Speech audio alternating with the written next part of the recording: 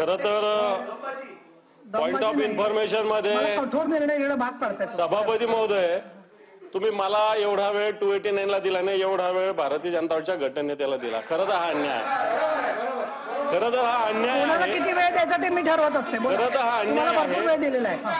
पण माझा या विषयातला मुद्दा असा आहे, मनोज जरांगे पाटलांनी आरोप स्पेसिफिक उपमुख्यमंत्री देवेंद्रजी फडणवीस यांच्यावर केलेले आहेत. परंतु मागचं सगळं 2, 4, 6 महिन्याचं आंदोलन बघितलं तर त्यांनी मान्य मुख्यमंत्र्यांवर कधी आरोप केले नाही, मान्य उपमुख्यमंत्र्यांवर कधी आरोप केले नाही. सभापती मला बोलू द्या. सभापती महोदय, त्यांनी सगळे नाव घेतलं, मला बोलू द्या. तुम्ही 1 मिनिटात संपवा. आणि मग त्यांनी विषय कसा करता तुम्ही? मुख्यमंत्र्यावर आरोप केलेले नाही, उपमुख्यमंत्र्यावर, दुसऱ्या उपमुख्यमंत्र्यावर आरोप केले नाही, तर स्पेसिफिक देवेंद्रजी फडणवीस यांच्यावरच का आरोप केले? तर आमचंही म्हणणं त्याची चौकशी व्हावी. आम्ही कुठे नाही म्हणतोय, याची चौकशी झालीच पाहिजे.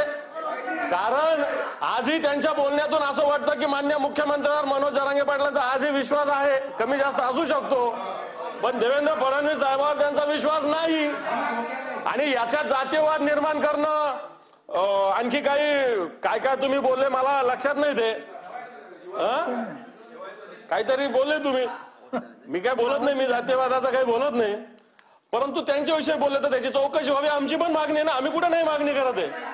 आणि म्हणून मी तर म्हणतो, सगळे ज्यांचं नाव त्यांनी घेतलं सगळ्यांचे कॉल चेक करा, कोणाकोणाचे फोन आले, त्यांचे जे सहकारी आता इकडे तिकडे जातात ते कोणाकोणाला भेटले, त्यांनी कोणाकोणाला फोन केले, याची चौकशी होऊ द्या. SITची कार्यकक्षा जरा मोठी करा.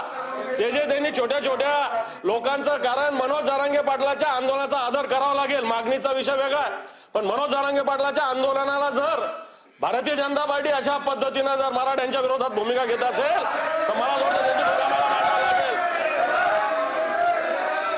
आणि म्हणून मनोज जरांगे पाटलाच्या आंदोलनाच्या भूमिकाविषयी या सगळ्या भूमिका असू शकतात, पण ते आंदोलन दडपण्याचा प्रयत्न होतोय, आंदोलन दाबण्याचा प्रयत्न होतोय,